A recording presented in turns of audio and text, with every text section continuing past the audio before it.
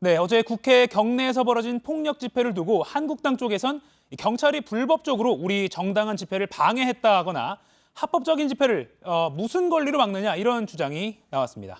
네, 과연 합법적인 집회인 건지 바로 이가혁 기자하고 팩트체크해 보겠습니다. 네. 우선 집회시위법상 국회 울타리 안에서는 집회를 하는 게 불가능하잖아요. 네. 근데 어제 그렇게 많은 사람들이 어떻게 경내에 모일 수가 있었나요? 네, 어제 상황은 크게 두 가지로 나눠서 생각을 해야지 좀 이해가 쉬운데요. 네. 우선 사람들이 모이게 된 계기는 한국당이 국회 본관 바로 그 계단 앞에서 연 공수처법, 선거법 날치기 저지 규탄 대회라는 행사입니다.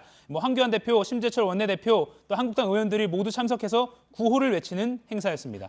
이런 행사 자체도 국회 경내에서 하면 집시법 위반인 건 물론이고 국회 청사 관리 규정을 위반한 것입니다. 다만 그동안 관행상 이런 식의 집회를 다른 당도 종종 열었습니다. 이 장소만 따지면 이 경내 집회가 처음은 아닌 겁니다. 어제도 국회 사무처는 정당 활동 보장 차원에서 행사 개최 자체는 막지 않았습니다. 네. 근데 이제 문제는 장소뿐만이 아니라 계획된 행사 말고 이제 과격한 폭력 사태가 있었다는 거 아니겠습니까? 그렇습니다. 준비된 영상을 좀 보시면서 제가 말씀을 드리겠습니다. 시간대별로 보시면요.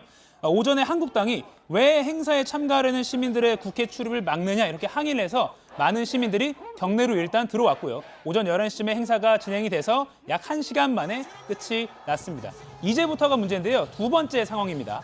행사가 끝났으니까 한국당이 들여보낸 시민들을 밖으로 모셔가거나 또는 시민들이 스스로 해산을 하면 큰 문제가 없었을 겁니다. 그런데 모인 시민들이 그대로 경찰과 대치하면서 과격 집회가 벌어졌습니다. 이 관행상 용납된 수준을 넘어서 불법적인 미신고 집회가 된 겁니다. 네, 그러니까 촛불 집회 정도에 그쳤던 다른 전례하고 좀 비교를 해봐도 이거는 전례가 없는 상황이었던 건데, 근데 이제 법을 어긴 행위들이 많이 목격이 됐잖아요. 네.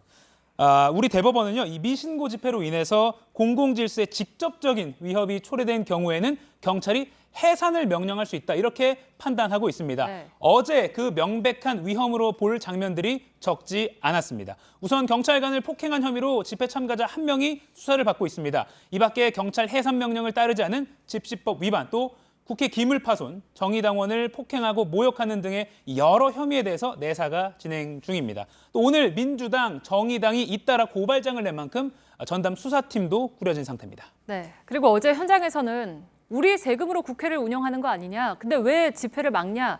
헌법상 그 집회 자유까지 이야기를 하기도 했잖아요. 근데 이제 어제 같은 상황까지 모두 다 보장이 되는 건 아닌 거죠? 네, 헌법재판소가 지난해 5월에요. 이런 판단을 내린 적이 있습니다. 국회의사당 인근의 집회를 원천 봉쇄한 현행법이 집회의 자유를 과도하게 침해한다고 판단했습니다.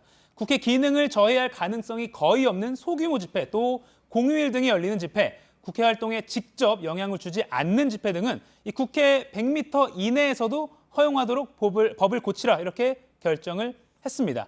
이게 아직 법을 고치기 전인데 이게 고쳐지더라도요. 이번처럼 국회 경내에서 집회할 수 있도록 되는 게 아닙니다.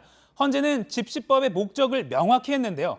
국회가 특정인이나 또 일부 세력의 부당한 압력으로부터 보호되어야 한다. 의원이나 국회 건물에 위해가 가해져서는 안 된다고 했습니다. 그러니까 경내는 집회 불가를 전제로 한 겁니다. 정리하면요. 예전에도 국회 경내에서 했는데 왜 막냐? 왜 이번에만 막냐?라고 할 것이 아니라 어제같이 경내에서 전례 없는 폭력 집회가 발생한 게 문제인 겁니다. 국회 사무처는 앞으로 국회 경내에서 관행상 진행된 외부인 참가 집회도 원천 금지하겠다고 밝혔죠. 민의의 전당을 국민에게 개방하라면서 나온 폭력 사태가 오히려 개방과는 더욱 멀어지는 빌미가 낸 셈입니다. 네, 잘 들었습니다. 팩트체크 이가혁 기자였습니다.